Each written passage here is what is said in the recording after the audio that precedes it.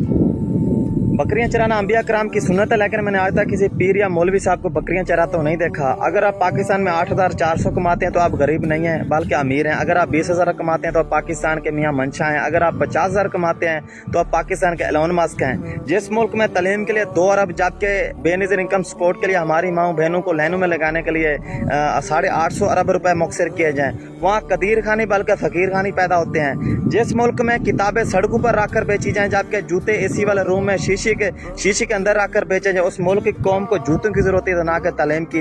वो फूल बेचती बच्ची रोती हुई कह रही थी कि हमारे कबीले में तालीम देने का रिवाज नहीं, जबकि हमारे बुजुर्ग तख्तियां और कलमे बनाकर बेचते हैं। मुझे औरत को देखकर बहुत दुख होता है। जब इसकी साख पर धब्बा लगता है तो वो इसे मिटाने के लिए दाढ़ी नहीं रख सकती।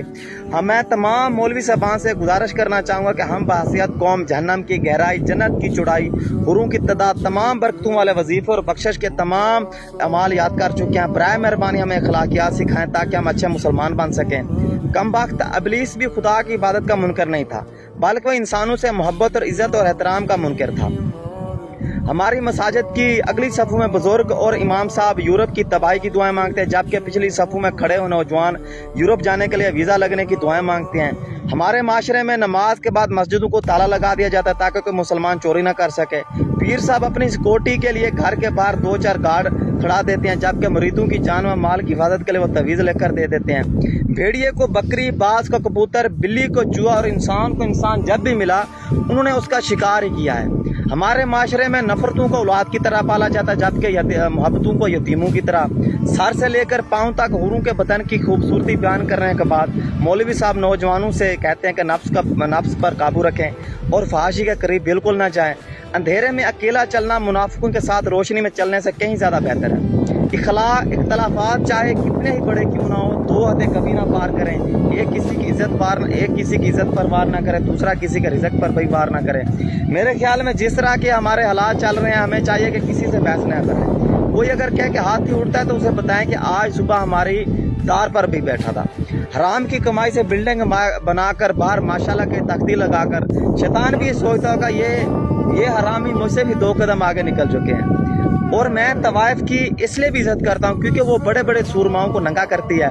कुरान हमारे सामने जहान के राज खोलना चाहता है जबकि हम फी हर सिर्फ 10 नेकियों से ज्यादा सोचना ही नहीं चाहते। औरत जिसको मुतासर करने के लिए कपड़े महंगे पहनती है उस असल में वो शख्स उसे नंगा देखना चाहता है। हमारे माशरे में जो खालिस दूध देते हैं इन्हें हम जानवर कहते हैं, जो मिलावट करते हैं इन्हें हम अशरफुल मखलूकात कहते हैं। कसूर सारा मौलवियों का नहीं है, हमारा भी है। बजाय इसके कि हम इनके सामने सवालात रखें, हम इनके सामने हलवा रख देते हैं। वलीमे पर कई घंटे इंतजार करने वाले लोग जनाजे में देर और जुमा का खुतबा लंबा होने पर इमाम साहब को दिल ही दिल में गालियां देते रहते हैं। गुर्बत इतनी है हमारे पाकिस्तान पे, घर में हम मुर्गा नहीं पका सकते, मुर्गा पका कर नहीं खा सकते। और जहालत इतनी है कि पीर साहब को हम पूरा बकरा ही दे आते हैं। मिंबर पर बैठे इमाम कहते हैं कुर्बानी में 10 रुपए अगर हराम क्यों तो आपकी कुर्बानी नहीं होगी, वो हराम होगी। जबकि मस्जिद में चंदा जमा करते वक्त ये नहीं कहते कि भाई हराम के पैसे इसमें ना डालें।